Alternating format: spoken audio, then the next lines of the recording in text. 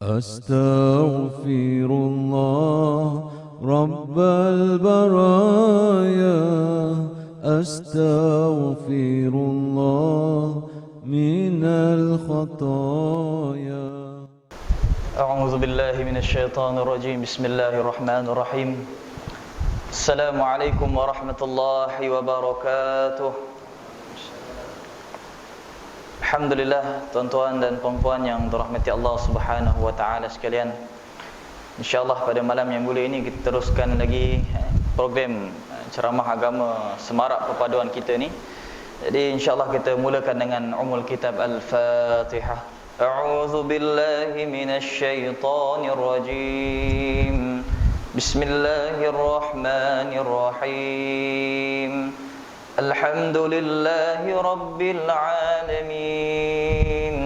Ar-Rahmanir Rahim. Maliki yaumiddin.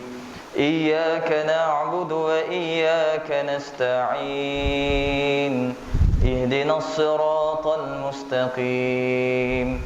Siratal ladzina an'amta 'alaihim ghairil maghdubi 'alaihim waladdallin. Amin.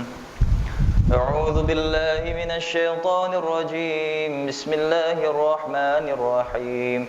Alhamdulillahi rabbil alamin, wassalatu wassalamu ala asyrafil anbiya'i wal mursalin wa ala alihi wa sahbihi ajma'in. Allahumma faqihna fid din wa 'allimna ta'wil wahdinas siratal mustaqim, siratal ladzina an'amta 'alaihim minan nabiyyin was-siddiqin wasyuhada'i was-salihin wa hasuna ulaika rafiqa ya arhamar rahimin.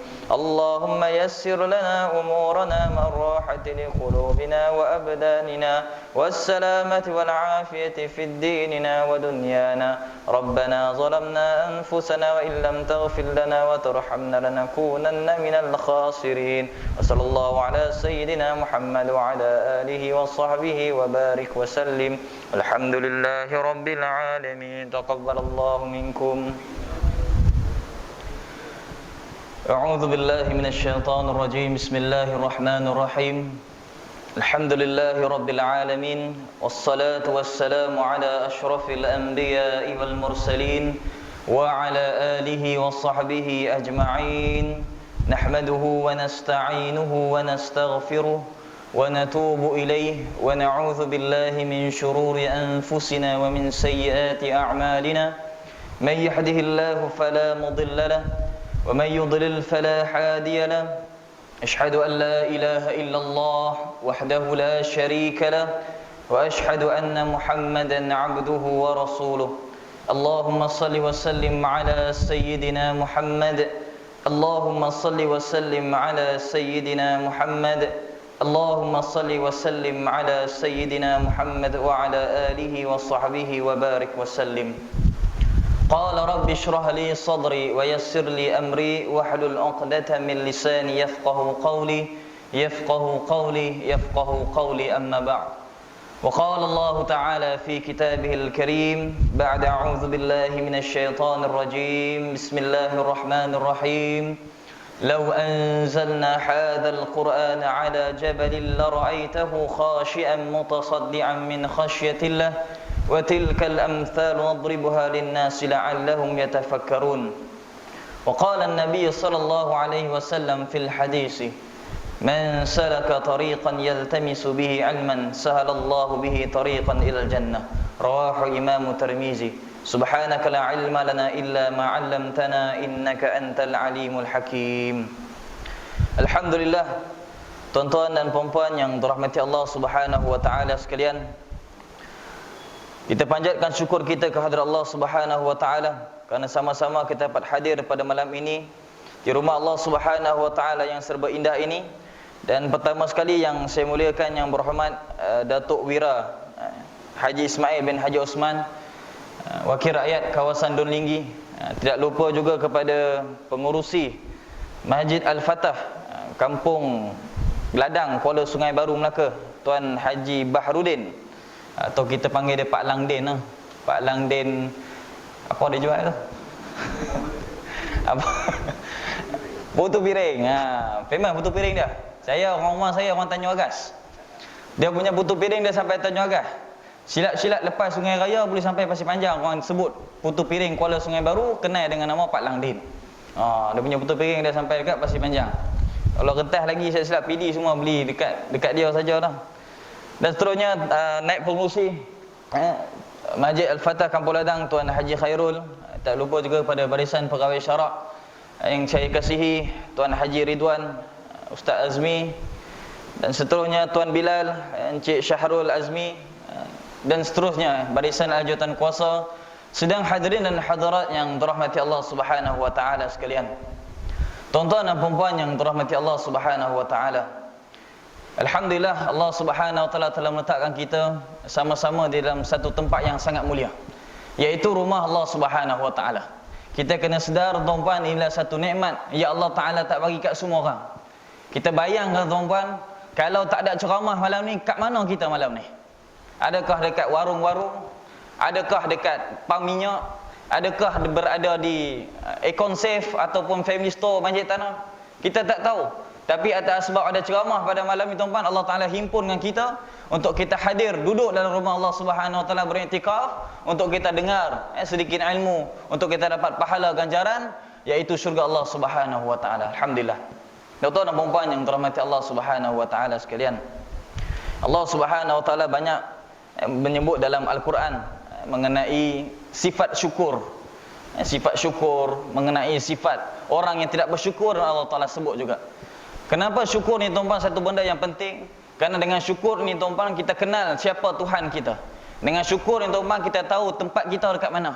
Dengan syukur ni tuan-tuan kita tahu apa segala ibadat yang kita buat ni semuanya bukan datang daripada kita, tapi datang daripada Allah Subhanahu wa taala. Hari ni saya dapat semayang, hari ni saya dapat baca Quran, hari ni saya dapat zikir, hari ni saya dapat selawat, hari ni saya dapat datang masjid, hari ni saya dapat pakai jubah, saya dapat kopiah, semua kerana Allah Subhanahu wa taala, bukan tempat diri saya. Allah Ta'ala izinkan benda itu, maka benda itu terjadi. Dan semuanya berlaku ke atas izin Allah Subhanahu Wa Ta'ala, sama ada yang baik maupun yang buruk. Termasuklah wabak pandemik COVID-19 ini tuan-tuan. Kita tak boleh nak salahkan negara China sana. Kita tak boleh nak salahkan mana-mana orang. Ini semua ketentuan daripada Allah Subhanahu Wa Ta'ala, nak menunjukkan bahawasanya hidup kita dekat atas muka bumi ni tuan-tuan, adanya Tuhan. Adanya lebih atas daripada kita. Hebat macam mana teknologi kita, hebat macam mana kesihatan yang kita dapat cipta, tapi hebat lagi Allah Subhanahu wa taala punya pengaturan, hebat lagi Allah Taala punya perancangan, hebat lagi Allah Taala punya pemikiran mengenai bagaimana nak menyusun umat-umat yang akan datang ini, macam mana keberadaan dia nanti sampai hari kiamat nanti. Semua datang daripada Allah Subhanahu wa taala. Dan tuan-tuan dan rahmati Allah Subhanahu wa taala sekalian, saya tak tahu saya dapat cakap sampai ke berapa ni. Jadi saya cakap je lah dulu sampai habis tajuk saya lah. Jadi ceramah mengenai perpaduan ni tuan-tuan, dia tak lari daripada mesti kena ada satu kunci perpaduan ni. Perpaduan tuan-tuan dia satu pintu. Bila nak buka pintu dia kena ada kunci. Apa kunci perpaduan tuan-tuan? Dia kena ada kasih sayang. Kena ada apa tuan-tuan? Kena ada kasih sayang. Kita kalau tak kasih sahabat kita, kita tak kasih saudara Islam kita, kita tak kasih ibu ayah kita, tak kasih adik-beradik kita tuan-tuan, maka takkan ada perpaduan maupun dalam keluarga kita sekali ni. Kenapa hari ni boleh bercerai-berai ya tuan-tuan? Kenapa hari ni masyarakat boleh tak satu hati? Kenapa jemaah boleh tak ramai? Sebab kasih sayang tak ada. Kasih sayang tak ada. Hang-hang punya pasal, aku punya pasal. Kau punya hal, lulu gua macam tu cerita dia. Engkau aku. Sebab tak ada kasih sayang. Kita tak rasa tuan-tuan, hari ni saya dapat semayang, hari ni saya dapat baca Quran, kita tak rasa bahawa benda ni pun kita kena sampaikan kepada orang lain. Kita kena tengok tuan-tuan hari ni macam mana anak-anak kat sekeliling kita, bagaimana mereka dapat mendirikan solat ataupun tidak. As-salatu imaduddin. Solat itu tuan-tuan dia tiang agama. Siapa yang mendirikan solat, dia mendirikan agama Allah Ta'ala. Siapa yang tidak mendirikan solat, maka dia telah menuntur agama. Hari ni kita tak tahu tuan-tuan siapa yang menunturkan agama Allah Ta'ala. Kadang-kadang orang yang menunturkan agama Allah Ta'ala itu tuan-tuan, dia tidur sebelah kita, isteri kita. Kadang-kadang orang yang menunturkan agama Allah Ta'ala tuan-tuan, itu kita yang salam, kita cium tangan dan mak ayah kita. Kadang-kadang orang yang menunturkan agama Allah ni, dia duduk jiran sebelah kita, hari-hari duduk bercakap dengan kita, tapi tak pernah sekali mulut kita ajak dia mai pergi masjid, mai pergi semayang. Ni tuan-tuan, masjid rumah Allah Ta'ala ni lah tempat turunnya rahmat. Kita nak tengok kampung tu bahagia, kita nak tengok kampung tu harmoni, nak tengok kampung tu aman damai tuan-tuan, kita tengok masjid ni macam mana. Kalau hidup 5 waktu tuan-tuan, hidup dengan majlis-majlis ilmu, hidup dengan bacaan Quran, maka kita akan tengok keharmonian dan keamanan dalam rumah, dalam kampung itu akan nampak jelas. Macam mana tuan-tuan bila kita start jalan masuk kampung, tanya semua orang akan bagi tahu. Oh, situ tempat dia pakcik. Dengan sopan santun. Kenapa tuan-tuan? Masjid dekat kampung dia, masjid dekat kawasan dia tuan-tuan hidup. Masjid ni lah tuan-tuan tempat perpaduan kita. Masjid ni lah tuan-tuan tempat turunnya rahmat. Dengan adanya perpaduan tuan-tuan, maka turunnya rahmat Allah Subhanahu Wa Taala. Jadi kalau hari ni masjid pun tak penuh, macam mana kita nak cerita perpaduan? Macam mana kita nak cerita kalau masjid tak penuh? Kita nak cerita perpaduan macam mana? Sebab tu tuan-tuan kenal tak Datuk Dr. Daniel? Dia ni penceramah dalam halaqah. Siapa biasa tengok halaqah, dia panel utama. Datuk Dr. Daniel. Orang tanya dia, Datuk macam mana ni perpaduan dekat Malaysia ni, macam mana kita nak naikkan balik? Tak ada gaduh-gaduh, tak ada lagi nak masa-masa muka macam mana. Dia kata perpaduan dekat Malaysia ni dia susah sikit nak naik. Dia tak kata tak boleh, dia kata susah sikit naik. Sebab apa tuan-tuan? Sebab kita punya pemikiran daripada kecil sampai ke besar masih lagi mengikut perkauman. Masih lagi mengikut perkauman. Dan kita ni kadang-kadang melabelkan orang tidak mengikut kepada orang itu sendiri. Kita judge the book by its cover je. Kita tengok orang tu di perluaran saja. Kita tengok orang tu pakai seluar pendek, kita tengok orang tu jarang datang masjid, kita kata dia ni bukan pergi masjid dah ni. Kita tengok orang tu tak pakai kopiah, kita tengok orang tu naik motor sana sini, exhaust besar sikit je, kita dah kata dia ni main motor lah ni, mak kempit dah ni. Nampak tak? Jadi dekat situ tuan-tuan kita sudah hilang perpaduan kita, sudah hilang kasih sayang, kita sudah mula nak ambil buat pada pasal orang lain. Dan tuan-tuan yang dirahmati Allah Subhanahu Wa Taala, orang dulu dia ada pepatah tau mengenai kasih sayang. Dia kata apa? Dengan ilmu hidup menjadi mudah. Dengan iman hidup menjadi apa ada tulis ni? Dengan ilmu hidup menjadi mudah. Dengan iman hidup menjadi terarah. Dengan cinta hidup menjadi indah. Itu orang dulu punya pepatah. Dan tuan-tuan, Nabi SAW memberi tanda kepada orang-orang beriman. Orang yang beriman tuan-tuan, Nabi SAW bagi tahu dalam hadis dia seorang mukmin yang bergaul dan bergaul daripada tengah dan yang bergaul dengan orang ramai dan bersabar dengan perangai orang sekeliling dia lebih baik daripada seorang mukmin yang berseorangan. Nabi SAW bagi dia perbandingan. Seorang mukmin yang mana dia ni suka masuk dalam masyarakat dan dia bersabar dengan masyarakat yang ada dekat sekeliling, macam-macam perangai lah. Ada pakcik ni macam ni perangai dia, ada pakcik ni macam ni perangai dia. Jadi dia sabar. Ni seorang mukmin ni. Maka dia ini Nabi SAW dia lebih baik daripada seorang mukmin yang hidup secara berseorangan. Kita tuan-tuan nak hidup atas muka bumi tak boleh seorang-seorang. Kita kena jemaah. Kita kena ada apa? Kena ada jemaah. Kita mesti kena ada satu hati. Baru boleh datang dia punya perpaduan dalam hati kita tu. Hari ni tuan-tuan rahmati Allah SWT sekalian, kita nak datang sembahyang jemaah pun tengok orang dulu. Nak datang sembahyang jemaah pun tengok orang. Tengok siapa? Tengok imam. Imam depan aku ni sebulu ke tak sebulu ni? Tak sebulu tak main lah. Kalau sebulu satu jalan dengan kita datang. Jadi macam mana tuan-tuan rahmati Allah SWT sekalian, kasih sayang nak dibina. Macam mana tuan-tuan kita nak cerita mengenai Malaysia ni satu negara yang berbilang kaum, boleh hidup dalam aman dan harmoni, sedangkan kita tuan-tuan yang satu agama ni pun masih lagi kacau bilau, masih lagi tidak satu hati. Dan Nabi SAW sebut juga tuan-tuan dalam hadisnya mengenai seorang mukmin yang mana tidak beriman. Daripada Abdullah qala Rasulullah sallallahu alaihi wasallam laisal mu'minu. Nabi SAW ya tuan-tuan, dia kalau cakap ni maknanya tegas lah ni. Nabi SAW dia percakapan dia paling hikmah, paling lembut. Tapi Nabi SAW kata laisal mu'minun, tidak beriman lagi orang ni. Tidak beriman lagi orang ni. Kenapa? Kerana bit'ani walal la'ani walal fahisha walal badhi'ah. Yang mana orang ni tidak beriman sebab apa? Kerana dia ni suka melaknat orang, suka mencela, suka berperilaku keji dan suka berkata perkara-perkara yang kesat. Kita ni tuan-tuan orang Islam yang dirahmati Allah SWT, kita tuan-tuan orang Islam, Nabi larang kita duk mencela, mencaci dan mengkeji, apatah lagi menghina. Sehingga Nabi kata kita ni kalau orang Islam keluar perkataan kesat daripada mulut kita, kita sudah tidak ada iman. Kita sudah tidak ada iman. Kan, you non muslim, you datang saya punya masjid, okey tak apa. Boleh nak tengok-tengok, tak ada masalah. Kan, sebab apa? Kita Islam tuan-tuan, kita agama yang universal. Kita boleh masuk semua orang, tak jadi masalah. Kan, kita agama yang universal, kita boleh masuk semua orang. Dia datang tengok masjid kita tak apa, kita doa kan semoga Allah bagi hidayah. Kan, hari ni jangan kata non muslim, budak-budak kecil masuk masjid pun dah kena marah dah. Apa ni buat bising dalam masjid ni? Kan terbalik sana terbalik sini, pecah almari ke semua. Allah. Kita tak tahu ke tuan-tuan, tanda-tanda hari kiamat yang paling besar adalah apabila tidak ada lagi suara anak-anak kecil dalam masjid. Kita kena risau kalau masjid kita tak ada suara budak kecil tau. Tapi hari ni dekat masjid ada pasang papan tanda. Kanak-kanak bawah 20 tahun tidak benarkan masuk. Woi. Garang betul itu. Tu takut kotor lah tu, masjid bersih lah tu. Tapi dia kena risau. Kalau anak-anak muda kita tuan-tuan tidak diletakkan dalam masjid, dekat mana tempat dia nanti pada bila dia besar nanti. Bila dia besar nanti kat mana tempat dia. Kalau kecil kita tak letakkan dia di masjid-masjid. Jadi kita jangan marah tuan-tuan. Ini masjid lah tuan-tuan, tempat rahmat Allah Subhanahu Wa Taala. Dan daripada masjid ni tuan-tuan, kita kena cuba cari mana orang-orang yang susah, cari mana orang-orang yang ada pendapatan yang rendah, yang mungkin memerlukan bantuan. Maka di situ kita boleh gunakan apa tabung masjid kita, apa kegunaan yang orang-orang wakafkan untuk kita bantu orang ramai. Dan kat situ orang nampak organisasi masjid ni satu benda yang penting. Hari ni orang kata masjid ni buat semayang saja. Kenapa orang kata masjid buat semayang? Pukul 9 dah kunci dah. Jadi orang balik shift malam pukul 10 nak atas semayang kat masjid dah tak boleh dah. Tuan-tuan perempuan rahmati Allah SWT, kenal tak 7E? 7E kenal tak tu?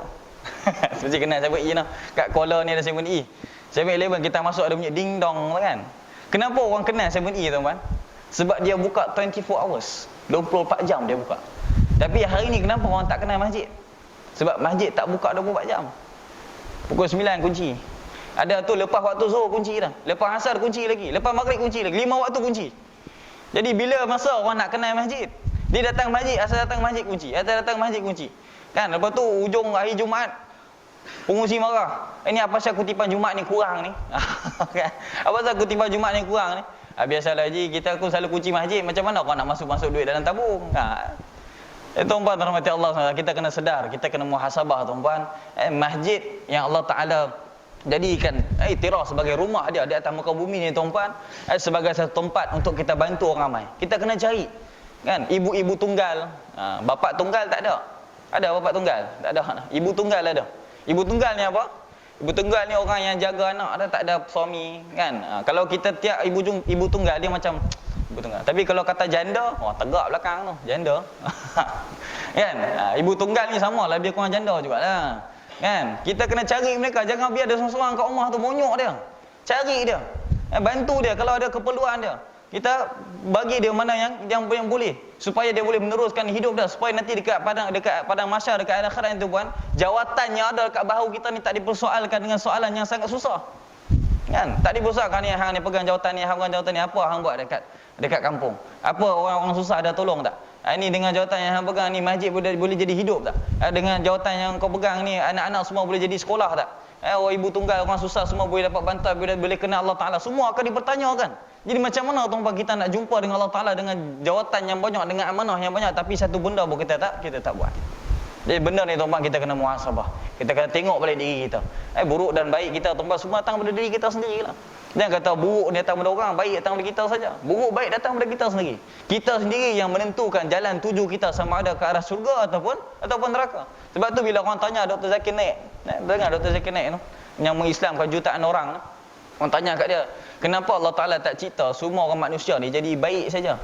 Kan? Semua Allah Ta'ala tak cipta manusia ni supaya jadi baik. Jadi tak perlu nak cipta neraka, tak perlu nak azab, tak perlu nak ada dosa-dosa, tak perlu masuk syurga semua. Boleh tak? Boleh tak Allah Ta'ala buat macam tu? Boleh. Dan Allah Ta'ala dah buat dah. Siapa tuan-tuan? Malaikat. Allah Ta'ala dah cipta dah malaikat ni. Malaikat yang mana tuan-tuan tak ada dosa, mentaati perintah Allah Ta'ala, tidak pernah melanggar, dan Allah Ta'ala dah tempatkan dia dalam syurga dah malaikat ni. Tapi Allah Ta'ala iktiraf tak malaikat ni sebagai satu ciptaan yang paling mulia? Allah Ta'ala ciptakan sebagai ahsanut taqwim, sebaik-baik ciptaan. Allah Ta'ala iktiraf tak malaikat? Tak iktiraf. Allah Ta'ala tak iktiraf malaikat sebagai sebaik-baik ciptaan, tapi Allah iktiraf kita manusia yang penuh dosa ni, yang tak tahu apa-apa ni tuan-tuan, sebagai sebaik-baik ciptaan. Kenapa tuan-tuan? Kita ada akal. Akal yang mana Allah Ta'ala bagi tuan-tuan, tak semua orang ada.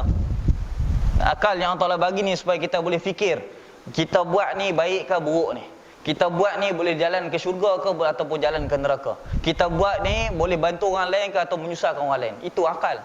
Itu beza kita dengan makhluk-makhluk lain dengan akal ni. Jadi gunakan akal kita tuan-tuan untuk tujuan kebaikan. Gunakan akal kita untuk sebarkan agama Allah. Gunakan akal kita tuan-tuan untuk bantu orang lain. Dan kita kena kenal orang ni. Nak bantu orang, kita kenal orang dulu lah. Nabi SAW ajar macam mana nak kenal orang. 3 cara nak kenal orang. Cara dia macam mana tuan-tuan? Kita kena makan dengan dia dulu. Nak kenal orang ni, saya duk cakap depan ni, try makan dengan saya dulu lah, baru kenal saya macam mana. Kan? Macam tu cerita dia. Makan tu saja kita tengok cara makan dia, kan, gelujuh ke tidak ke, apa pakai tangan kanan, pakai tangan kiri. Maka dengan makan tu kita dah boleh nampak dah personality orang tu macam mana. Dan cara yang kedua Nabi ajar macam mana tu bang? Kita berjalan dengan dia. Dia berjalan nak kenal.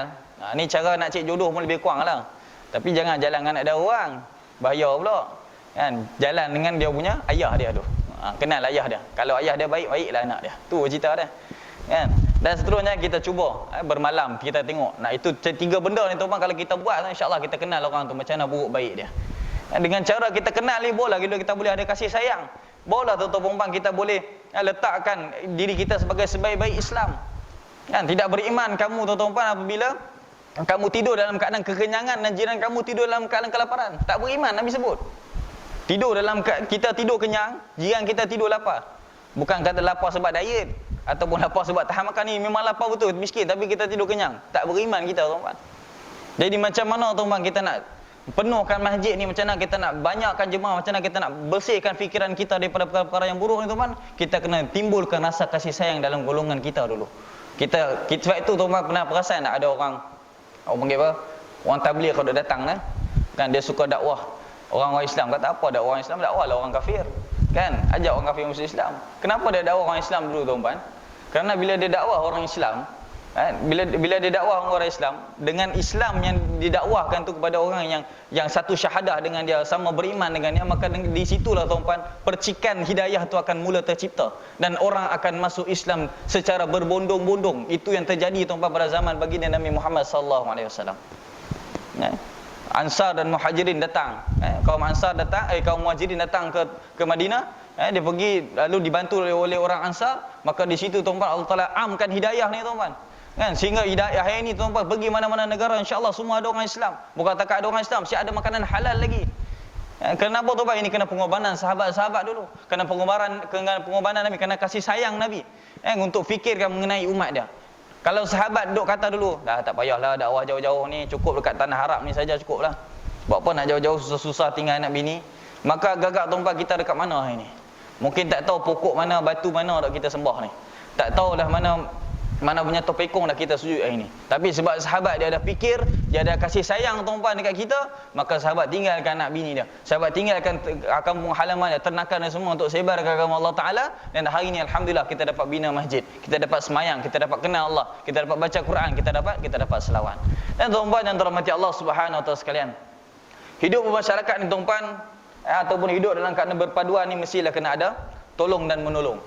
Tolong menolong. Dia macam pasukan bola lah. Tahu pasukan bola? Kan dia ada berapa orang bola main? 7 orang. Tu main futsal. 11 orang no? Dia ada keeper, dia ada striker, dia ada midfield, dia ada back dia. Kan dia ada defend dia apa semua. Dia masing-masing ada dia punya tugas masing-masing dia untuk mempertahankan gawang dia. Macam itulah kita tuan-tuan. Kita ni masing-masing ada kerja kita. Saya sebagai seorang imam, saya jalankan tugas saya sebagai seorang imam.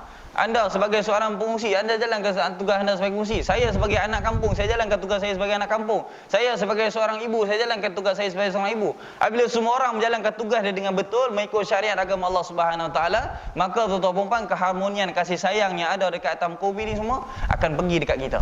Akan sampai dekat kita. Kita kena ada kerjasama. Kita kena ada apa? Kena ada tolong menolong. Dan Allah Taala sebut dalam surah Al-Maidah ayat yang kedua. Allah Taala sebut apa tuan-tuan? Wa ta'awanu 'alal birri wat taqwa wa la ta'awanu 'alal ismi wal 'udwan wattaqullaha innallaha syadidul iqab. Hendaklah kamu membantu dalam perkara yang baik dan janganlah kamu tolong menolong dalam perkara yang jahat. Untuk benda yang baik ni Allah Taala suruh kita tolong menolong. Nampak hari ni ada nak buat ceramah, tolong sikit. Ada orang dia sebarkan forwardkan dalam grup, ada orang dia tolong susun meja, dia tolong bersihkan masjid, maka di situ ada tolong menolong. Dengan tolong menolong tuan-tuan kasih sayang kata bina, barulah datang dia punya perpaduan dia. Kan? Kalaulah hari ni ceramah seorang saja buat. Saya seorang je datang ceramah. Agak orang kata apa tuan? Ni gila dah ni. Ni dah gila dah ni. Datang ceramah seorang saja. Ni ceramah kat siapa ni? Ada amalan lain ke? Takut orang jadi. Tapi sebab hari ni tuan-tuan ada jemaah. Bila satu benda tu dibangun kat oleh ramai orang, maka benda tu tuan-tuan dia akan jadi satu bentuk hidayah yang Allah Taala akan amkan ke atas. Kata orang kampung, mungkin hak datang ni sekerat ni saja. Tapi kita tak tahu tuan-tuan, majlis ilmu tu tuan-tuan yang bila kita buat dekat satu tempat kita, maka di situlah rahmat Allah Taala itu akan berkembang, meliputi Bukan saja meliputi masjid ni saja, meliputi seluruh kampung dia. Dan orang yang mungkin dia hanya lalu saja dah tengok, oi, terdengar sekilas saja ceramah agama ni, tapi boleh Allah Taala datangkan hidayah dalam diri dia. Tuan-tuan dan puan, kita jangan rasa apa tu bila nak datang masjid ni benda kecil. Kita jangan rasa datang masjid ni benda kecil. Datang masjid itu benda yang besar. Dan sehingga kan Nabi SAW sebut dalam hadis dia, hendak saja aku kumpulkan pemuda-pemuda di bandar ini untuk bakar orang-orang, bakar rumah-rumah orang yang sembahyang dekat rumah. Nabi sayang kat umat dia. Tapi Nabi kata, baik aku bakar je rumah orang yang sembahyang kat rumah ni. Sebab apa? Nabi tekankan sembahyang jemaah. Dengan sembahyang jemaah, tuan-tuan, dengan kita ikut imam, kita ada tata tertib, ada disiplin dia, tuan-tuan. Di situlah pertautan hati antara imam dan makmum dan kampung itu. Maka di situlah Allah Ta'ala akan turunkan rahmat dia. Dan kita tak akan risau lagi ada sebarang mudarat berlaku dalam kampung kita. Kita tak akan takut lagi apa benda-benda buruk datang dalam kampung kita. Kalau masjid kita, tuan-tuan, jemaah kita semua baik. Kita nak takut apa? Kan? Kenapa kita tengok dekat Jepun tinggal basikal pun tak hilang, tinggal laptop atas meja tak hilang? Sebab apa, tuan-tuan? Sebab mereka semua masih saling bekerjasama, tolong-menolong. Mereka saling menjaga. Tak kenal tapi mereka tolong. Tak tahu, tak pernah tahu pun, tak pernah jumpa pun, tapi mereka tolong. Tapi hari ni kita tolong orang yang tolong sajalah. Itulah tanda-tanda akhir zaman. Siapa yang pernah baca kitab hadis 40 hadis mengenai akhir zaman, Nabi sebut dalam hadis dia apa, antara salah satu tanda-tanda akhir zaman ni memberi salam kepada orang yang kenal saja. Hari ni kita bagi salam dekat orang yang kenal, tak kenal kita tak bagi salam dah. Sedangkan salam ni, tuan-tuan, adalah satu benda yang sangat-sangat besar. Dengan salam ni, tuan-tuan, maka di situlah Allah Taala akan bukakan pintu hati orang yang menerima salam tu untuk kenal kita. Dan bila kita kenal, kita ajak dia kepada Islam, kita ajak dia kepada solat, ajak dia kepada Al-Quran, maka di situlah pahala kita yang berterusan sampai ke syurga Allah Subhanahu Wa Taala. Jadi jangan pandang remeh dengan salam saja. Jangan pandang remeh dengan pergi masjid saja. Setiap amalan yang Nabi ajar, daripada sekecil-kecil sunnah sampai sebesar-besar sunnah, semuanya ada ganjaran yang Allah Ta'ala sediakan. Dan hatta kita masuk tandas dengan kaki kanan pun, ada dia punya ganjaran dia. Kita bersama dengan isteri kita pun, ada dia punya ganjaran dia. Apatah lagi kita buat amalan-amalan fardu yang Allah Ta'ala telah syariatkan ke atas diri kita. Dan tuan-tuan yang dirahmati Allah Subhanahu Wa Ta'ala sekalian, kita hidup dalam masyarakat ni, kita mesti ada satu benda yang kita kena jauhkan. Iaitu apa, tuan-tuan? Suka menyalahkan orang lain. Suka apa? Menyalahkan orang lain. Hidup dalam masyarakat ni, di benda ni jadi penyakit. Suka salahkan orang lain. Siapa suka salahkan orang lain? Ni makhluk apa suka salahkan orang lain ni? Namanya Iblis. Iblis. Iblis ni dia suka salahkan orang lain. Dan dia juga pernah menyalahkan Allah Subhanahu Wa Taala sebab dia dibuang daripada syurga dan diturunkan ke atas muka bumi ni. Disalahkan dengan belakang. Ini kata Allah Ta'ala lah ni, jadikan aku sesat ni.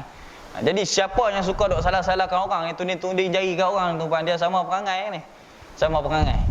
Ni aku tak datang masjid ni, aku tak datang masjid ni sebab imam tu lah baca tak sedap. Jadi aku tak disalahkan imam pula baca tak sedap, dia tak datang masjid. Kenapa tak kena tu? Sedangkan dia memang malas. Jadi cari alasan. Kan, aku ni hari ni tak jadi baik ni sebab salah mak ayah aku. Salahkan orang. Bila kita tuding jari ke orang, tuan, maka di situlah bermulanya Allah Ta'ala akan tutup hati kita daripada mendapat cahaya hidayah Allah Subhanahu Wa Ta'ala. Kita bila mula salahkan orang, dan salahkan orang itu benda yang berat. Bila kita mula salahkan orang lain, lalu kita mula menyalahkan takdir. Bila kita menyalahkan takdir, kita mula menyalahkan Allah Subhanahu Wa Ta'ala. Na'udzubillah min zalik. Bila kita menyalahkan takdir, salahkan Allah Ta'ala, kemungkinan, tuan, kita akan rasa was-was dengan agama kita, lalu kita keluar daripada agama kita.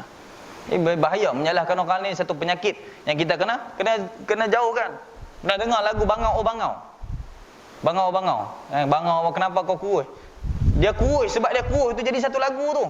Salahkan hujan, salahkan katak, salahkan kayu api, salahkan kerbau, salahkan apa semua. Sedangkan dia sendiri yang tak pergi cari makan. Tapi dia salahkan lalah ular punya punca, rupanya dia tak dapat makan. Dia kan lari jauh tu, jadi kita jadi macam Bangau suka salahkan orang. Kan, salahkan, tengok muhasabah diri kita sendiri tu. Tengok apa hari ni saya ada buat silap, semoga Allah ampunkan saya. Sebab tu istighfar, tuan-tuan, yang kita dok baca hari-hari ni, dia satu benda yang sangat hebat. Sehingga Nabi SAW, tuan-tuan, yang maksum, yang tak ada dosa pun, satu hari sekurang-kurang 70 kali Nabi istighfar. Apatah lagi kita yang tak ada yang penuh dengan dosa ni. Kadang macam gunung dosa kita pun, istighfar pun berat dekat mulut kita. Dalam berat nak istighfar, berat lagi nak maafkan orang lain. Lagilah susah. Jadi apa keberkatan hidup yang kita nak? Kalau apa yang Allah Ta'ala suruh, apa yang Allah Ta'ala larang, semua kita duk pakai lalu je. Apa yang Nabi ajar semua kita tak nak ikut. Jadi macam mana kita nak minta dekat Allah keberkatan? Macam mana kita nak minta Allah rahmat dan kasih sayang? Dan tuan-tuan dan rahmati Allah Subhanahu wa taala sekalian, apabila ada masalah kita cuba jangan salahkan orang. Kan kita tengok masjid ni ada kipas tak berfungsi, kita jangan salahkan fungsi dia tak betulkan kipas. Kan kita salahkan, oh sampai dah rosak kipas ni pun aku tak datang masjid lagi. Macam itulah. Kan cuba salahkan diri sendiri. Kan sampai dah rosak kipas ni pun aku tak datang masjid lagi. Salahkan diri sendiri. Semua kita tunjuk supaya bila kita rasa diri kita bersalah tuan-tuan, maka kita akan segera bertaubat. Bila kita segera bertaubat, maka di situlah permulaan Allah Ta'ala nak ampunkan dosa kita, dan Allah Ta'ala akan sediakan tempat kita di syurganya. Dan tuan-tuan dan rahmati Allah Subhanahu wa taala sekalian, saya nak kongsi sikit mengenai amalan Nabi sallallahu alaihi wasallam mengenai hidup secara berkasih sayang ni. Nabi SAW tuan-tuan, dia ajar kepada kita yang pertama sekali, untuk kita bergembira, seronok dan syukur dengan nikmat kawan kita. Bergembira, syukur dengan nikmat kawan kita, bukan syukur dengan nikmat kita. Nikmat kita syukur, tapi bergembira juga dengan syukur dan nikmat yang dapat dekat kawan kita. Jangan ada apa tuan-tuan? Jangan ada PhD. Tahu PhD? Penyakit hasad dengki. Penyakit hasad dengki, hak ni lah tuan-tuan, yang jadi satu bentuk duri dalam daging dalam masyarakat kita ni. Tak boleh tengoklah orang lebih sikit daripada kita. Kita boleh lepas tukar sofa baru, tengok jiran sebelah pun tukar sofa baru, 3 kursi lagi tu, siap ada kursi baring lagi, oi tak jadi. Tukar juga, orang sebelah tukar kereta, kita boleh tukar kereta, jadi dengki. Bila dah dengki dia tuan-tuan, dia akan mula mendatangkan fitnah. Dia cerita, ni asyik tukar kereta, tukar ni main toto ni, kan dia duk cerita benda tak elok mengenai sahabat kita. Kan? Lalu dia tergolong dalam golongan orang yang tidak beriman, mencaci, mencela dan mengkeji orang-orang lain. Kan? Jadi penyakit hasad dengki ni kita kena buang. Nah, syukur dengan nikmat kita dan syukur juga dengan nikmat orang lain. Tengok kawan kita alhamdulillah dapat kerja bagus, kita kerja kampung saja. Kan kita tengok kawan kita dapat belajar habis, kita belajar takat sini saja, tapi kita syukur. Alhamdulillah, moga dia dapat belajar habis macam ni, dia dapat sebarkan kebaikan dia, dan aku pun dapat juga kebaikan dia. Dia dapat kerja bagus, moga dia dapat infakkan harta-harta dia untuk perkara kebaikan, dan aku pun dapat juga kebaikan dia. Kita doa macam tu tuan-tuan. Kita jangan ada satu pun hasad dengki. Kita kena syukur dengan nikmat orang lain yang orang lain dapat. Dengan nikmat kita syukur, orang lain punya nikmat pun kita rasa syukur. Jangan dengki. Jangan duk cerita. Dan jangan duk kita membolak-balikkan pula cerita tu sehingga akan menjadikan satu fitnah, sehingga orang semua duk benci dengan kejayaan dia. Ini perkara yang Nabi ajar kita. Bersyukur, berseronok dan bergembira dengan nikmat orang lain. Itu perkara pertama yang Nabi ajar. Dan yang kedua tuan-tuan, Nabi ajar kita jangan meremehkan amalan senyum. Senyum ni nampak macam kecil. Ada kata senyum tu sedekah, hadis dhaif, senyum tu sedekah. Tapi tak apalah, kita ambilkan sebagai satu fadilat lah. Kenapa? Dengan senyum ni tuan-tuan, maka perkenalan akan mula terjadi. Dengan senyum ni tuan-tuan, hati bawah ni hari ni tayar pancik lah, hujan dah tak dapat pergi kerja, pancik lambat kena marah buah. Tiba-tiba balik orang rumah datang senyum, bang dah minum belum? Boys, reda dia, sereda-redanya rasa hati tu. Kan? Cuba balik tiba-tiba orang rumah muka masam, bang ni borong besar so beli semalam, kenapa tak beli lagi? Kan dah jadi bergaduh. Jadi senyum ni benda yang penting. Jangan kedekut. Hari ni memang tak boleh senyum sebab pakai face mask. Pakai face mask tak nampak lah senyum tu, tapi boleh nampak daripada riak mata tu kan. Ni kalau mata kecil ni senyum lah. Kalau memang dia asal mata kecil tak boleh buat maksud dia sentiasa senyum lah tu. Kan? Jadi senyum ni tuan-tuan dia benda yang penting. Dia bermulakan rasa kasih sayang di antara kita. Dengan senyum ni juga tuan-tuan rahmati Allah Subhanahu wa taala sekalian, maka dari situlah Allah Taala akan datangkan dalam hati kita untuk kita cinta dekat orang yang kita tak kenal pun, tapi kita senyum. Kita senyum. Kita pergi satu restoran, makan sedap, tapi waiter tak pernah nak senyum. Agak-agak kita rasa sedap tak makanan tu. Makanan sedap pun jadi tak sedap tu. Ni apa salah tak pernah nak senyum waiter ni kat aku ni. Aku ni salah ke? Masuk pakai kasut kotor ke? Kan? Jadi makanan jadi sedap je, sebab apa? Waiter tak senyum saja. Jadi jangan buat pasal dengan senyum ni tuan. Kan? Walaupun tak ada gigi, senyum juga. Senyum tak ada gigi tu lah nampak comel tu. Kita tanya, cabut gigi tu tak senyum. Dia punya comel dia lain macam sikit. Jangan lokek dengan senyuman. Dan yang ketiga tuan-tuan rahmati Allah semua sekalian, Nabi pesan tuan-tuan kita ni hidup kena biasa membuat satu suasana menziarahi. Suasana apa tuan-tuan? Menziarahi. Menziarahi ni tuan-tuan, dia adalah satu amalan yang Nabi ajar untuk kita dapatkan kasih sayang. Waktu Covid ni orang kata tak boleh nak ziarah. Pergi ziarah ikut pada orang yang kita rasa dia tak positif lah, jauh lah, dia mungkin D ke punya hubungan ke ataupun tak ada hubungan langsung. Jadi ziarah menziarahi ni tuan-puan, satu amalan yang Nabi ajar. Kerana dengan ziarah menziarahi ni dalam hadis Nabi sebut sesungguhnya tetamu apabila masuk ke rumah seseorang yang beriman maka bersamanya 1000 berkat dan 1000 rahmat. Orang datang rumah kita tuan-puan, orang datang masuk rumah kita dan kita layan dia tuan-puan, dia bawa di belakangnya itu 1000 berkat dan 1000 rahmat. Kalau datang satu family ada 7 orang, each person bawa 1000 berkat, 1000 rahmat. Maksudnya 7000 berkat, 7000 rahmat datang kepada rumah kita.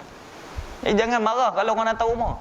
Kan saya jadi imam hari-hari orang datang rumah. Nak marah macam mana? Memang kena terimalah, nak minta cop, minta sign nak macam mana. Kan? Jadi kita jangan marah orang datang rumah. Dia bawa apa? Bawa berkat dan dia bawa rahmat. Dan rumah yang paling berkat dan rumah yang paling diberahmati adalah rumah yang orang sentiasa kunjung. Orang sentiasa datang rumah dia, itu rumah yang diberkati. Macam mana rumah Nabi SAW.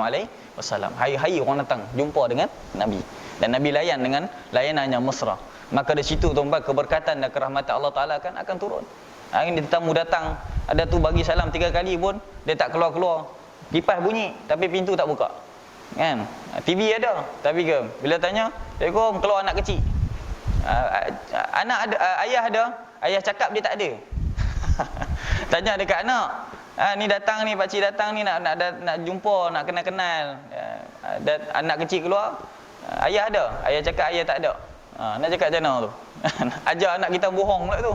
Nak elak daripada orang datang rumah. Allahu Akbar. Jangan tuan-tuan, ziarah menziarahi ni dia amalannya sangat besar. Ziarah menziarahi ni satu-satunya amalan yang berterusan sampai ke syurga. Dalam syurga dia tak ada solat lagi. Dalam syurga dia tak ada puasa lagi. Dalam syurga dia tak ada haji. Tapi dalam syurga dia ada ziarah menziarahi. Orang syurga atas dia boleh ziarah orang bawah. Orang bawah tak boleh ziarah orang atas lah. Jadi dia ziarah menziarahi ni satu amalan yang bawa sampai ke syurga. Jadi kita dalam ziarah menziarahi dah kita boleh kenal orang. Kita boleh tahu orang tu susah ke, orang tu senang ke. Kita boleh tahu orang tu macam mana. Kan kita tengok macam kita punya YB Datuk Wira kan, dia dah pusing kampung tengok dengan tanaman nanah dengan apa. Kalau tak pusing tu agak tahu tak tanaman nanah Kuala Linggi ni terbaik kat Malaysia? Tak tahu. Tapi sebab pusing tu, sebab jalan ziarah pergi tengok tu, maka tahu nanah Kuala Linggi ni terbaik dekat Malaysia. Kan? Cuba kalau YB duduk dekat office tu, orang bagi tahu je tak pergi tengok. Memang takkan jadi. Tapi sebab adanya pergerakan dengan benda yang bergerak ni tuan-tuan, maka Islam ni juga akan berkembang. Dan Islam ni mestilah digerak-gerakkan. Kerana Islam ni satu agama yang hidup. Kan? Orang kafir tuan-tuan, agama dia mati, tidak diiktiraf dan Allah Ta'ala murka dengan agama dia. Tapi bila dia gerak-gerakkan agama dia, dia pergi jumpa orang dekat Sabah Sarawak sana tuan-tuan. Kawan saya kerja dekat Majlis Agama Islam sana, Sarawak dan Sabah. Dia kata sebulan lebih kurang 36 ke 40 orang yang murtad masuk ke agama lain. Kerana apa tuan-tuan? Bila datang masjid minta bantuan, orang tak ada. Datang dekat gereja, datang dekat toko, mereka bagi limau, mereka bagi duit, mereka bagi bantuan. Jadi macam mana tuan-tuan? Apa yang kita nak cerita dekat orang ni? Hari ni kita nak dakwah orang Islam, kita nak dakwah orang mengenai agama kita, tapi kita sendiri amal agama pun kurang lagi. Kan? Tapi dalam kita berdakwah, jangan kita tinggalkan. Kan? Saya kurang agama, tapi jangan kita tinggalkan dakwah. Kerana dengan dakwah kita sampai orang pada agama Islam itu, maka dari situ Allah Ta'ala akan naikkan iman kita. Walaupun orang kata, saya pernah ni live benda yang terjadi daripada diri saya lah sendiri. Saya belajar di Universiti Kebangsaan Malaysia. Dua universiti dapat belajar. Saya di Mesir dan di Universiti Kebangsaan Malaysia. Saya belajar di sana. Jadi balik daripada kuliah tu nak ke rumah kawan di Bandar Baru Bangi. Dia pergi dekat Bangi. Saya belajar di Bandar Baru Bangi. Saya dah pergi dekat Bangi Lama. Masuk dalam sikit, naik Grab. Grab tu bawa Cina. Jadi kawan saya ni, dia ni kuliah dakwah. Kuliah dakwah lah, memang pandai cakap lah. Jadi dia kata nak try lah dia punya percakapan ni, nak ajak Cina ni masuk dalam agama Islam. Dia cakap dengan Cina tu, apa nama Cina tu? Kita panggil dia Apeng je lah. Apeng, dia kata, you tak nak masuk Islam ke? Sudah lama duduk Malaysia, duduk dekat taman sama-sama orang Islam. Dia kenal Grab tu. Dia kata, saya boleh masuk Islam, tapi saya ada soalan nak tanya sama you lah. Kalau you boleh jawab, insyaAllah saya masuk Islam.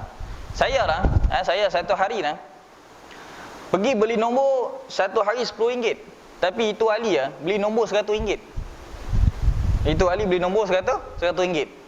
Dah senyap dah. Satu lagi soalan. Saya satu hari satu botol dah. Itu Ahmad lah, satu hari 3 botol. Macam mana saya mau masuk Islam? Itu Islam sama dengan saya pun bawah tinggi lagi dia. Jadi macam mana tuan-tuan kita nak tunjukkan? Kerana tuan-tuan, ini Islam, agama Islam, kita ni sendiri jadi duta bagi agama kita. Jangan kata duta bagi agama Islam ni ustaz-ustaz berceramah, hak yang kopiah atas kepala duduk kat jabatan agama dah. Kita sendiri yang IC bawah tu ada Islam, kita melambangkan agama kita. Orang nak masuk Islam, dia tak tengok berceramah, dia tak tengok ustaz, dia tengok ni bagaimana kehidupan masyarakat Islam yang ada dekat kampung-kampung, yang ada dekat bandar-bandar ni. Macam mana? Barulah di situ datangnya daya tarikan mereka untuk menganut agama Islam. Sahabat radhiyallahu ajma'in tuan-tuan, dia pergi dekat China untuk dakwah orang masuk di dalam agama Islam. Mereka tak pandai cakap bahasa Cina. Orang Cina pun tak pandai cakap bahasa Arab, tapi macam mana orang Cina boleh ada agama berislam tuan-tuan? Sehingga kan masjid Cina boleh letak kat kubung kat Melaka tu. Boleh sampai masjid Cina dekat kubung tu. Macam mana tuan-tuan? Dengan akhlak, dengan tata cara, dengan peribadi sahabat yang mereka bawa dekat negara Cina tu, orang boleh masuk Islam. Nabi SAW ajak orang masuk Islam tuan-tuan bukan dengan percakapan, tapi dengan akhlak, dengan dia punya perbuatan, muamalat dia, muasyarat dia dengan orang ramai. Bagaimana cara percakapan dia, macam mana cara dia berurusan dengan orang-orang macam ni. Dengan kita, orang kata apa? Bahasa melambangkan bangsa nah. Itulah. Bahasa melambangkan. Dalam Islam dah sebut tu lah, bahasa melambangkan bangsa. Dengan percakapan kita ni orang boleh terkenal macam mana kita punya peribadi kita. Kalau dengan jubah kita, dengan kopiah kita, tapi mulut kita cakap benda yang bukan-bukan, mulut kita cakap benda-benda yang tidak mendatangkan faedah, maka dari situ tuan-tuan Allah Ta'ala akan tutup pintu hidayah ni. Dan kita silap-silap dipersalahkan kerana menjadi asbab orang tak dapat hidayah. Orang hari ni takut datang masjid sebab apa? Sebab takut kena marah. Sebab apa takut kena marah? Lagi datang seorang tu pakai seluar jin, pakai baju hitam, ada lambang teruk nak semayang ni, masing-masing mata dah menjeling. Nak lagi hilang tabung masjid aku ni kan. Orang tu baru datang, belum lagi yang baru masuk saja, belum ambil wuduk lagi, kita dah fikir macam-macam dah. Lagi hilang tabung masjid aku ni kan. Macam mana tuan-tuan kita nak ramaikan orang dalam masjid? Macam mana kita nak ada jemaah yang berkasih sayang kalau pandangan hati kita ni masih lagi benda-benda yang negatif? Macam mana Datuk cakap tadi kan, benda negatif dalam hati kita ni masih banyak lagi. Asyik pandang orang, pandang hak negatif saja, tak pernah nak pandang baik orang. Nabi SAW tuan-tuan, ketika dia sampai ke Madinah ni dia ada satu ketua, bukan ketua lah, dia macam ada orang tempat rujukan. Seorang yang dinamakan sebagai Abdullah bin Ubay bin Salul. Siapa kenal dia? Abdullah bin Ubay bin Salul. Siapa dia tuan-tuan? Dia ni ketua munafik dekat Madinah. Tapi dia ni sebelum Nabi datang, dia ni orang tempat rujukan, orang Madinah duk jumpa dia. Orang jumpa dia tanya ni, kalau ada masalah apa semua orang tanya kat dia lah. Jadi kira macam tok batin lah dia ni, Abdullah bin Ubay bin Salul ni. Jadi bila Nabi datang dekat Madinah, orang semua dah berpaling arah ke arah Nabi. Semua tanya dekat Nabi, apa-apa semua urusan semua beritahu dekat Nabi. Tapi dalam keadaan Abdullah bin Ubay ni seorang yang Islam. Dia seorang yang Islam. Lalu bila ada datang kecewa dalam hati dia, maka di situlah bermulanya dia ajak orang-orang untuk mula tikam belakang Nabi SAW, dah menjadi musuh utama orang Islam. Lepas tu tuan-tuan, kecil hati ni bukan benda kecil tau. Nampak kecil hati tapi dia benda kecil inilah hak ni boleh lingkupkan orang ni. Abdullah bin Ubay bin Salul ni dia taat kata Nabi tapi dia jadi munafik. Kenapa tuan-tuan? Kerana dia mula dengan kecil hati. Dia mula dengan kecil hati. Nabi SAW datang dekat rumah dia, nak jumpa dengan dia, tapi dia duk maki Nabi.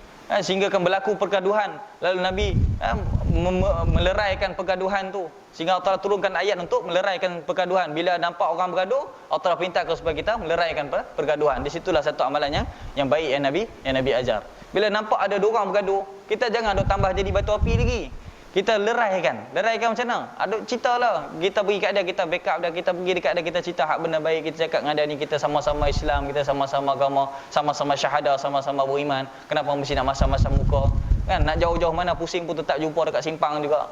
Jadi tuan-tuan rahmati Allah Subhanahu wa taala sekalian, Nabi SAW telah banyak menceritakan kita mengenai kasih sayang, mengenai perpaduan dalam hadis dan Al-Quran. Tapi tuan-tuan, kita lah sendiri yang kena sama-sama muhasabah diri kita, supaya apa yang kita amalkan, apa yang kita buat dalam muka bumi ni tuan-tuan, Allah Ta'ala terima dan menjadi satu asbab untuk masuk syurga Allah Subhanahu wa ta'ala.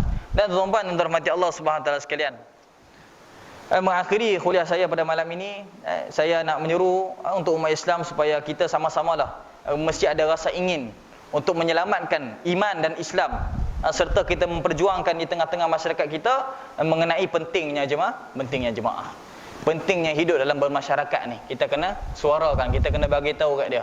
Hidup seorang-seorang ni tak jadi apa. Kena ada masyarakat, kena ada tolong-menolong, kena ada satu hati. Di situlah tuan-tuan nampak hebatnya Islam, nampak hebatnya kita punya kampung, nampak hebatnya kita punya agama. Di situlah tuan-tuan bila kita nak cerita buat agama, orang jadi seronoklah.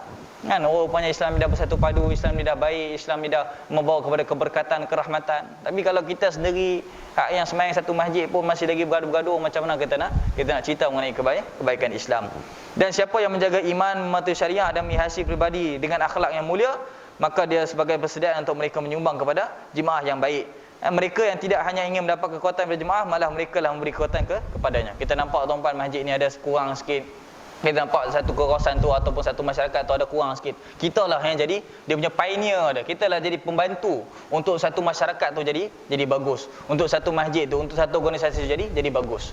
Bila kita ada macam ni sifat bekerjasama, sifat mainkan peranan masing-masing, maka tidak lain dan tidak bukan tuan-tuan, agama Islam ini pastilah akan dikenali. Pastilah tuan-tuan agama Islam ini akan diamalkan oleh segenap orang yang berada dalam muka bumi ini. Sehinggalah Islam tuan-tuan sendiri akan masuk ke dalam rumah-rumah kita dan menjadikan rumah-rumah kita tuan-tuan macam masjid-masjid.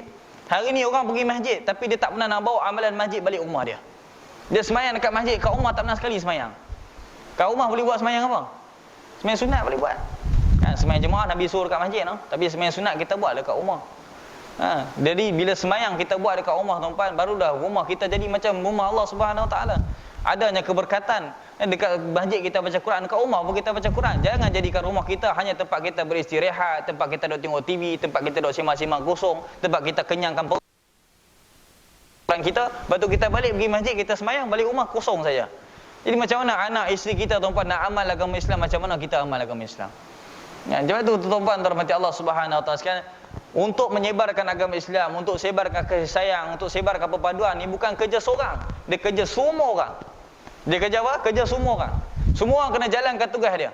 Bila seorang jalankan tugas dia tuan-tuan dan masing-masing membuatkan peranan dia dengan baik, maka insya-Allah tuan-tuan perpaduan kasih sayang dan agama Islam tuan-tuan yang kita sayangi, yang kita cintai ini, Allah Taala akan amkan sehingga seluruh satu dunia tuan-tuan insya-Allah akan jadi satu agama yang satu, iaitu agama Islam. Moga Allah Subhanahu Wa Taala terima segala amalan kita. Jadikan kita tuan-tuan dan rahmati Allah sekalian menjadi satu orang yang sentiasa mentaati perintah Allah, larang dan meninggalkan segala larangan Allah Subhanahu Wa Taala. Kita mematuhi syariat Nabi baginda Muhammad sallallahu alaihi wasallam, mengikuti para sahabat. Kita tidak pula mencaci dan mencerca orang-orang lain, dan kita sentiasa muhasabah diri kita. Dan tuan-tuan, wabak pandemik COVID-19, bila orang tanya kat saya, ustaz, apa pandangan ustaz mengenai wabak COVID-19 ni? Ujian atau bala? Kau salah sama? COVID-19 ni dia ujian ke bala? Agak lah. Ada orang kata ujian lah, Ustaz, ni ujian ni. Ada kata ni bala ni, banyak sangat maksiat ni. Bagi saya tuan-tuan, dia dua-dua sekali. Dia ujian dan dia juga bala. Ujian bagi siapa? Ujian bagi orang-orang yang beriman. Sebab COVID-19 ni ujian bagi dia. Dia kena mula mantapkan iman dia, kerana dia dah mula kena semayang kat rumah. Dia kena mula tarbiyah anak-anak isteri dia untuk dia semayang macam mana semayang kat masjid. Dia kena mula tarbiyah anak isteri dia macam mana dia baca Quran kat masjid. Kat rumah dia pun kena baca Quran. Dia kena mula tarbiyah anak isteri dia untuk lazimi zikir dan selawat macam mana dia buat kat masjid. Jadi ujian bagi dia. Bila ujian datang ke orang beriman tuan-tuan, di situlah tanda Allah Taala kasih dan sayang dekat dia. Dan dia juga balak. Balak bagi siapa? Balak bagi orang yang tak pernah datang masjid. Dah lah sebelum Covid tak nak datang masjid. Masa Covid tak boleh datang masjid.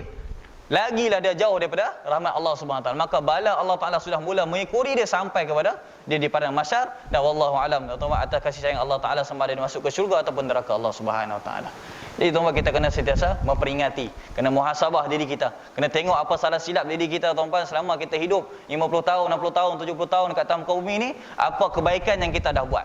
Adakah hari ni kita punya amalan masih lagi sama macam 30 tahun lepas? Hari ni orang suka sambut birthday. Untuk birthday, suka sambut dah. Open table, ada kek, ada lilin, suka sambut. Tapi apa muhasabah yang kita dapat daripada sambut birthday ni tuan-tuan? Muhasabah dia adalah kita tengok macam mana amalan kita hari ni. Hari ni saya sudah 50 tahun. Adakah amalan saya pada umur saya 50 tahun masih lagi sama macam amalan saya 20 tahun? Ada pertambahan ke ataupun tidak? Tuan-tuan yang dirahmati Allah Taala sekalian, ulama bagikan orang Islam ni pada 3 bahagian. Ulama bagikan orang Islam ni pada 3 bahagian. Pertama, seorang Islam yang beruntung. Beruntung ni maksud dia apa? Hari semalam lagi baik daripada hari ni. Tak. Hari ni lagi baik daripada hari. Orang Islam yang beruntung ni, hari ni lagi baik daripada hari hari semalam. Maknanya semalam dia tak dapat solat sunat sebelum subuh. Hari ni dia dapat bangkit solat sunat sebelum subuh. Hari ni Syak dapat dengan solat zuhur lagi sebelum, dan qabliyah dan ba'diyah dapat buat. Bagus, ni orang Islam yang beruntung. Yang kedua, orang Islam yang rugi. Orang Islam yang rugi. Orang Islam yang rugi ni apa tuan-tuan? Semalam dia hari ni dia lagi teruk daripada semalam. Hari ni dia dapat bangkit solat subuh. Semalam dia dapat bangkit solat subuh. Hari ni solat subuh pun tak dapat. Yang kata solat subuh, zuhur, asar semua tak dapat sembahyang jemaah, sembahyang sorang-sorang. Sebab apa? Sibuk dengan hal-hal dunia. Dan satu lagi tuan-tuan yang kita kena peringat, orang Islam yang tertipu. Siapa orang Islam tertipu tuan-tuan? Semalam, hari ni sama aja. Semalam, hari ni sama aja. Ini orang Islam tertipu. Jadi kalau 50 tahun kita hidup, amalan kita masih sama saja, kita tergolong dalam golongan orang yang ketiga ni lah. Kita tergolong dengan golongan orang yang tertipu. Tertipu dengan siapa? Tertipu dengan syaitan. Syaitan kata apa? Cukuplah tu, hang dah sembahyang jemaah, cukup dah, sunat tak payah buat. Hang dah baca Quran satu hari satu muka, cukup dah, tak payah tambah-tambah lagi dah. Hang dah berzikir satu hari 100 kali, cukup, tak payah buat 1000. 100 cukup. Ini tertipu dengan syaitan. Kerana cukup, rasa cukup dengan ibadah, rasa cukup dengan amalan tuan-tuan, di situ dah bermulanya kira-kira Allah Subhanahu Wa Taala kata diri kita. Kita mula berkira-kira dengan ibadah. Oh, hari ni aku sembahyang Jumaat 27 kali Jumaat sikit-sikit. Okey, cukuplah pahala aku hari ni. Allah Ta'ala bukan berkira-kira tuan-puan dengan kita untuk masuk kita ke dalam syurga Allah Subhanahu Wa Taala. Jadi dalam ibadat tuan-puan, Allah sebut dalam Quran, fastabiqul khairat. Kita kena kejar-kejar. Dan berkebaikan kita kena berkejar-kejaran. Kita kena sentiasa mendahului dalam perkara kebaikan supaya apa tuan-puan? Supaya nanti dekat akhirat nanti Allah Ta'ala pun berkejar-kejaran untuk masuk kita ke dalam syurga Allah Subhanahu Wa Taala. Tidak berkira-kira lagi dengan kita. Bila kita mula berkira-kira dengan Allah Ta'ala, Allah Ta'ala bukan mula berkira-kira dengan kita. Jadi buat amal baik ni kita jangan duk fikir. Kalau pernah dengar, siapa pernah dengar kuliah Ustaz Zaidul, dia kata apa? Buat baik ni dia macam buang air. Buat baik ni dia macam buang air. Lepas buang air, kita flush. Ada kita pergi ikut najis tu gimana? Tengok ni najis ni turun dekat loji mana ni, tengok. Oi, pecah ke tak pecah kat hujung tu. Ada ikut? Tak ikut, kita lupa dah. Yang kata lupa, rupa bentuk pun kita lupa. Macam itulah kita buat baik. Bila kita buat baik, kita lupa. Supaya apa tuan-tuan? Kita masih lagi, oh aku rasa macam aku tak buat baik lagi hari ni, lupalah. Jadi kita buat dan terus-terus untuk buat kebaikan. Dan bila kita buat jahat tuan-tuan, Isa kata apa? Kita kena seolah-olah menyimpan permata dalam rumah, sentiasa merasa diri ni ada dosa dan bersegera untuk bertaubat, minta ampun kepada Allah Subhanahu Wa Taala. Jadi insya-Allah tuan-tuan dan rahmati Allah Subhanahu Wa Taala sekalian, alhamdulillah Allah Subhanahu Wa Taala mengizinkan kita untuk menjalankan satu program yang sangat hebat, satu program yang sangat bagus, untuk kita semua letakkan dalam hati kita bahawa kita sebagai seorang Islam, kitalah duta, kitalah satu bentuk cerminan bagi agama kita. Siapa lagi yang nak bangunkan, nak bangkitkan agama kita kalau bukan kita tuan-tuan? Takkan nak suruh Apeng, nak suruh Mutu Sami yang bangkitkan agama kita kalau bukan kita? Orang Islam sendiri. Dan kita sayang agama kita, sayang bangsa kita tuan-tuan, maka Allah Subhanahu Wa Taala akan letakkan dalam hati kita kasih sayang dan antara sesatu sama yang lain. Dan jemaah masjid kita mula akan jadi ramai. Orang semua boleh mula faham agama. Bila orang semua mula faham agama tuan-tuan, satu negara yang harmoni dan dunia tuan-tuan akan menjadi satu bentuk tempat Allah Ta'ala turunkan rahmat yang berterusan, dan Allah Ta'ala akan hapuskan segala mudarat dan perkara-perkara azab yang Allah Ta'ala akan turunkan. Jadi insya-Allah apa yang baik itu datang kepada Allah Subhanahu Wa Taala, dan yang buruk itu juga datang kepadanya. Kata bila bantara kata diri saya, mohon maaf dan salah silap saya pada malam ini. Aqulu qawli hadza wa astaghfirullahal azim li wa lakum. Wassalamualaikum warahmatullahi wabarakatuh. A'udzu billahi minasy syaithanir rajim. Bismillahir rahmanir rahim. Alhamdulillahi rabbil alamin, wassalatu wassalamu ala asyrafil anbiya'i wal mursalin wa ala alihi washabbihi ajma'in. Allahumma arhamna bil Qur'an waj'alhu lana imaman wa nuran wa hudan wa rahmah. Allahumma dhakkirna min huma nusina wa 'allimna min huma jahilna warzuqna tilawatahu ana al-laili wa atrafan nahar waj'alhu lana hujjatan ya rabbal alamin. Sallallahu ala sayyidina Muhammad wa ala alihi wa sahbihi wa barik wa sallim. Walhamdulillahi rabbil alamin. Taqabbalallahu minkum.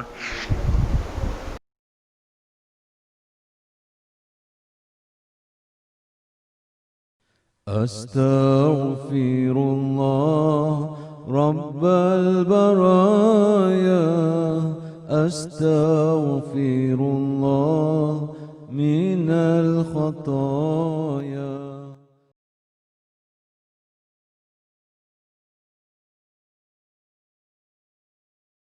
أستغفر الله رب البرايا أستغفر الله من الخطايا